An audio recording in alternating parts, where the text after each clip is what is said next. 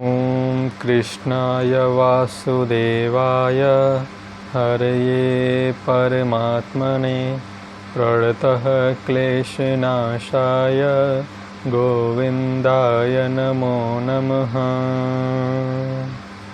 जय श्री कृष्ण। आज हम अध्याय 3 भगवद गीता के 21वें श्लोक को पढ़ेंगे और उसकी व्याख्या को समझने का प्रयत्न करेंगे। पूर्व श्लोक से संबंध। कर्म करने से लोक संग्रह कैसे होता है, इसका विवेचन भगवान आगे के श्लोक में करते हैं।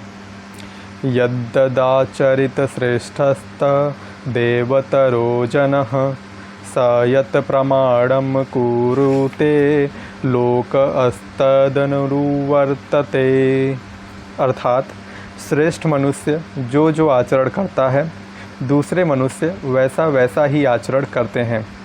वह जो कुछ प्रमाण कर देता है, दूसरे मनुष्य उसी के अनुसार आचरण करते हैं। व्याख्या। यद्दाचरित श्रेष्ठ अस्त देवतरो जनः। श्रेष्ठ पुरुष वही है जो संसार अर्थात शरीर आदि पदार्थों को और स्वयं अपने स्वरूप को तत्व से जानता है। उसका यह स्वाभाविक अनुभव होता है कि शरीर, इंद्रियाएं, मन, बुद्धि, धन, कुटुंब, जमीन आदि पदार्थ संसार के हैं, अपने नहीं। इतना ही नहीं, वह श्रेष्ठ पुरुष त्याग, वैराग्य, प्रेम, ज्ञान, सद्गुण आदि को भी अपना नहीं मानता, क्योंकि उन्हें भी अपना मानने से व्यक्तित्व पुष्ट होता है जो तत्व प्राप्ति में बाधक है।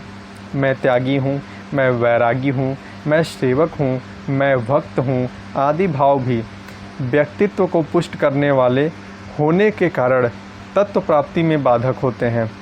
श्रेष्ठ पुरुष में जड़ता के संबंध से होने वाला वयिष्ठ अहंकार तो होता ही नहीं और समिष्ट अहंकार व्यवहार मात्र के लिए होता है, जो संसार की सेवा में लगा रहता है, क्योंकि अहंकार भी संसार का ही है। गीता 7वें अध्याय का 4था और 13वें अध्याय का 5वां श्लोक। संसार से मिले हुए शरीर, धन, परिवार, पद, योग्यता, अधिकार आदि सब पदार्थ सदुपयोग करने अर्थात दूसरों की सेवा में लगाने के लिए ही मिले हैं, उपभोग करने अथवा अपना अधिकार जमाने के लिए नहीं। जो इन्हें अपना और अपने लिए मानकर इनका उपभोग करता है, उसको भगवान चोर कहते हैं। यो भुंजते अस्तेन एव सह। गीता 3 अध्याय का 12वां श्लोक। ये सब पदार्थ समिष्ट के ही हैं, वयिष्ठ किसी भी प्रकार का नहीं। वास्तव में इन पदार्थों से हमारा कोई संबंध नहीं है।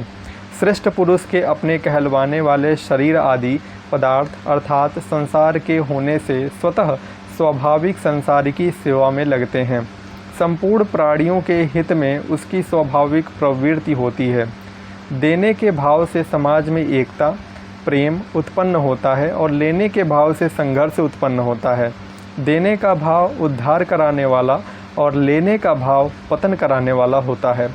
शरीर को मैं, मेरा अथवा मेरे लिए मानने से ही लेने का भाव उत्पन्न होता है। शरीर से अपना कोई संबंध न मानने के कारण श्रेष्ठ पुरुष में लेने का भाव किंचन मात्र भी नहीं होता। अतः उसकी प्रत्येक क्रिया दूसरों का हित करने वाली ही होती है। ऐसे श्रेष्ठ पुरुष के दर्शन, स्पर्श, वार्तालाप, चिंतन आदि से स्वतः लोगों का हित होता है। इतना ही नहीं, उसके शरीर को स्पर्श करके बहने वाली वायु के संग से लोगों का हित होता है। ऐसे श्रेष्ठ पुरुष को 2 प्रकार के होते हैं। सर्वप्रथम अवधूत कोटि के और द्वितीय आचार्य कोटि के। अवधूत कोटि के श्रेष्ठ पुरुष अवधूतों के लिए आदर्श होते हैं, साधारण जनता के लिए नहीं, परंतु आचार्य कोटि के श्रेष्ठ पुरुष मनुष्य मात्र के लिए आदर्श होते हैं। यहाँ आचार्य कोटि के श्रेष्ठ पुरुष का वर्णन किया गया है, जिनके आचरण सदा शास्त्र मर्यादा के अनुकूल ही होते हैं। कोई देखे या न देखे, अहंता ममता न रहने के कारण उनके द्वारा स्वाभाविक ही कर्तव्य का पालन होता है। जैसे जंगल में कोई पुष्प खिला हो और कुछ समय के बाद मुरझा गया तो सूख कर गिर गया, उसे किसी ने देखा नहीं, फिर भी उसने चारों ओर अपनी सुगंध फैलाकर दुर्गंध का नाश किया है। इसी तरह श्रेष्ठ पुरुष से परहित का असीम भाव होने के कारण संसार मात्र का स्वाभाविक ही बहुत उपकार हुआ करता है, चाहे कोई समझे या न समझे। कारण यह है कि व्यक्तित्व अर्थात अहमता और ममता मिट जाने के कारण भगवान की उस पालन शक्ति के साथ उसकी एकता हो जाती है, जिसके द्वारा संसार मात्र का हित होता रहता है।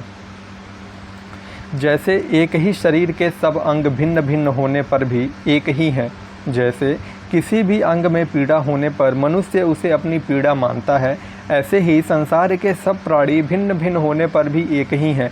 जैसे शरीर का कोई भी पीड़ित अर्थात रोगी अंग ठीक हो जाने पर संपूर्ण शरीर का हित होता है, ऐसे ही मर्यादा में रहकर प्राप्त वस्तु, व्यक्ति, परिस्थिति आदि के अनुसार अपने कर्तव्य का पालन करने वाले मनुष्य के द्वारा संपूर्ण संसार का स्वतः हित होता है। श्रेष्ठ पुरुष के आचरणों और वचनों का प्रभाव अर्थात स्थूल शरीर से होने के कारण स्थूल रीति से पड़ता है, जो सीमित है, परंतु उसके भावों का प्रभाव सूक्ष्म रीति से पड़ता है, जो असीम होता है। कारण यह है कि क्रिया तो सीमित होती है पर भाव असीम होता है। श्रेष्ठ पुरुष जिन भावों को अपने आचरणों में लाता है, उन भावों का दूसरे मनुष्य पर बहुत प्रभाव पड़ता है। अपने वर्ण, आश्रम, संप्रदाय आदि के आचरणों का अच्छी तरीके से पालन करने के कारण उसके द्वारा कहे हुए वचनों का दूसरे वर्ण, आश्रम, संप्रदाय आदि के लोगों पर भी बहुत प्रभाव पड़ता है। यद्यपि श्रेष्ठ मनुष्य अपने लिए कोई आचरण नहीं करता और उसमें कृत्वाभिमान भी नहीं होता, तथापि लोगों की दृष्टि में वह आचरण करता हुआ दिखने के कारण यहाँ आचरित क्रिया का प्रयोग हुआ है। उसके द्वारा सबके उपकार के लिए स्वतः स्वाभाविक क्रियाएं होती हैं।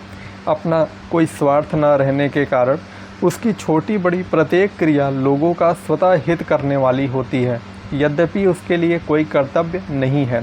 तस्य कार्यम न विद्यते, गीता का 3 अध्याय का 17वां श्लोक। और उसमें करने का अभिमान भी नहीं है। निर्ममो निरहंकारः, गीता 2 अध्याय का 71वां श्लोक। तथापि उसके द्वारा स्वतः स्वाभाविक सुचारू रूप से कर्तव्य का पालन होता है। इस प्रकार उसके द्वारा स्वतः स्वाभाविक लोक संग्रह होता है। श्लोक संबंधी विशेष बात।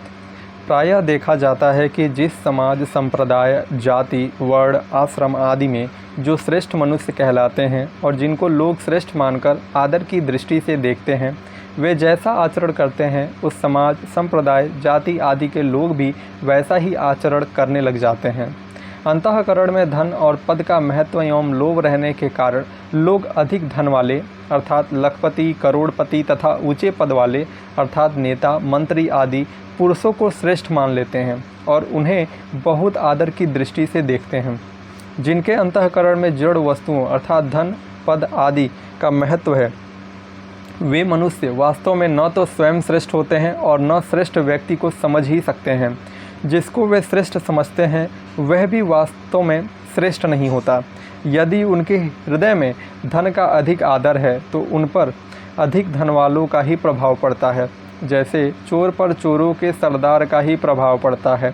वास्तव में श्रेष्ठ होने पर भी लोगों के द्वारा श्रेष्ठ मान लिए जाने के कारण उन धनी तथा उच्च पदाधिकारी पुरुषों के आचरणों का समाज में स्वतः प्रचार हो जाता है।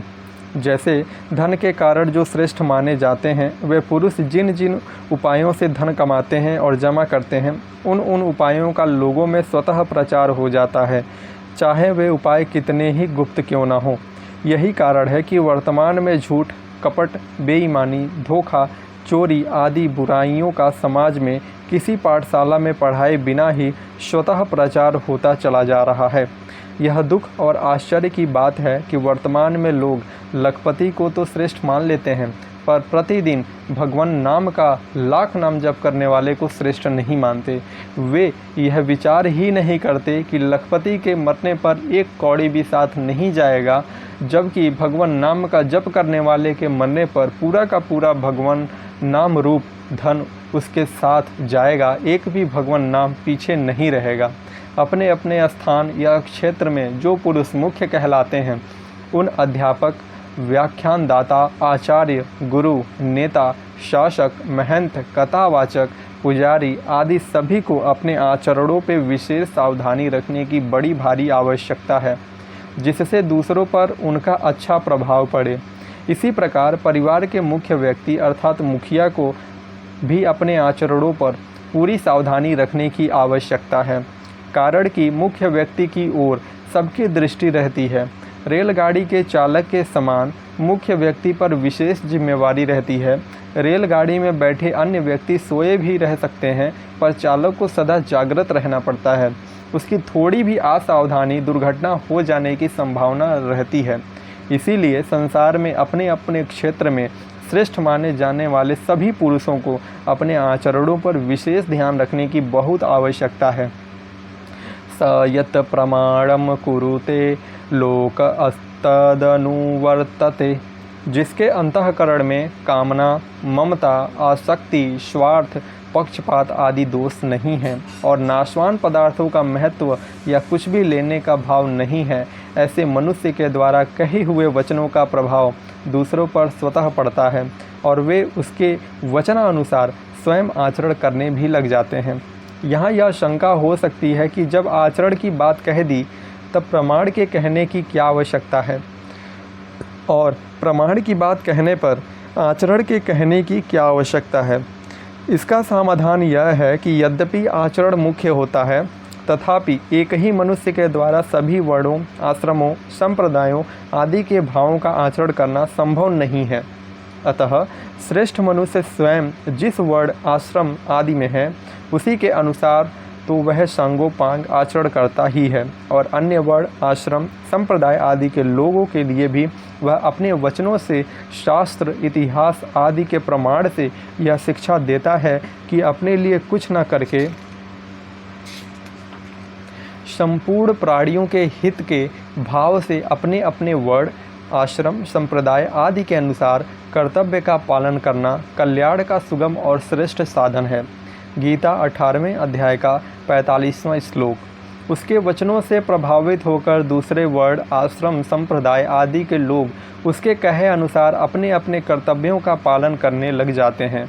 यद्यपि आचरण का क्षेत्र सीमित और प्रमाण अर्थात वचनों का क्षेत्र विस्तृत होता है, तथापि भगवान के द्वारा श्रेष्ठ पुरुष के आचरण में 5 पद यत, यत, तत, तत और विशेष रूप से एव देने का अभिप्राय है कि उसके आचरण का प्रभाव समाज पर 5 गुना अधिक पड़ता है, और प्रमाण में 2 पद यत और तत देने का अभिप्राय है कि प्रमाण का प्रभाव समाज पर केवल 2 गुना अर्थात अपेक्षाकृत कम पड़ता है। इसीलिए भगवान ने 20वें श्लोक में लोक संग्रह के लिए अपने कर्तव्य का कर्म को पालन करने की ही विशेष रूप से जोर दिया है। यदि श्रेष्ठ मनुष्य स्वयं अपने वर्ण, आश्रम आदि के अनुसार आचरण न करके केवल प्रमाण दे, तो उसका लोगों पर विशेष प्रभाव नहीं पड़ता। उसमें लोगों का ऐसा भाव हो सकता है कि ये बातें तो केवल कहने सुनने की हैं, क्योंकि कहलवाने वाला स्वयं भी तो अपने कर्तव्य कर्म का पालन नहीं कर रहा है। ऐसा भाव होने पर लोगों में अपने कर्तव्य के प्रति अश्रद्धा और अरुचि होने की संभावना रहती है। इसीलिए श्रेष्ठ पुरुष स्वयं आचरण करके और प्रमाण देकर दोनों ही प्रकार से लोगों को अपने अपने कर्तव्य अर्थात पालन में लगाकर उनका हित करता है। श्रेष्ठ पुरुष के आचरणों का अनुवर्तन अर्थात अनुसरण वे ही लोग करते हैं जो उसे श्रेष्ठ मानते हैं।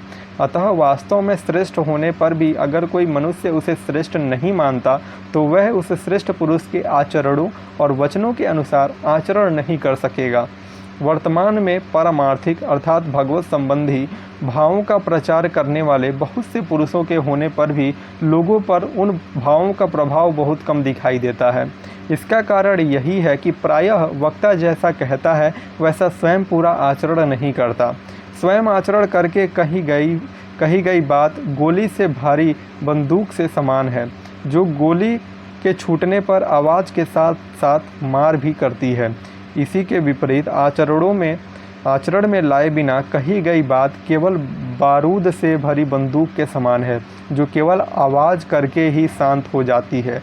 हाँ, पारमार्थिक बातें ऐसे ही खत्म नहीं हो जाती, प्रत्युत कुछ न कुछ प्रभाव डालती ही हैं। भगवत चर्चा, कथा, कीर्तन आदि का कुछ न कुछ प्रभाव सब पर पड़ता ही है। अगर सुनने वालों में श्रद्धा है और वे साधन करते हैं अथवा करना चाहते हैं तो उन पर अपनी श्रद्धा और साधन की रुचि के कारण वचनों का प्रभाव अधिक पड़ता है। और इस प्रकार हमने श्रीमद् भगवद गीता के सार संग्रह में अध्याय 3 अर्थात कर्म योग के 21वें श्लोक को पूर्णतः पढ़ लिया और अब इसे हम अपने जीवन में ग्रहण करेंगे। और अब अंतिम में हम इसे कृष्ण अर्पणम वस्तु करके स्वयं श्री हरि के चरणों में अर्पित करते हैं। आइए मेरे साथ बोलिए, ओम श्री परमात्मने नमः। कृष्ण अर्पणम वस्तु।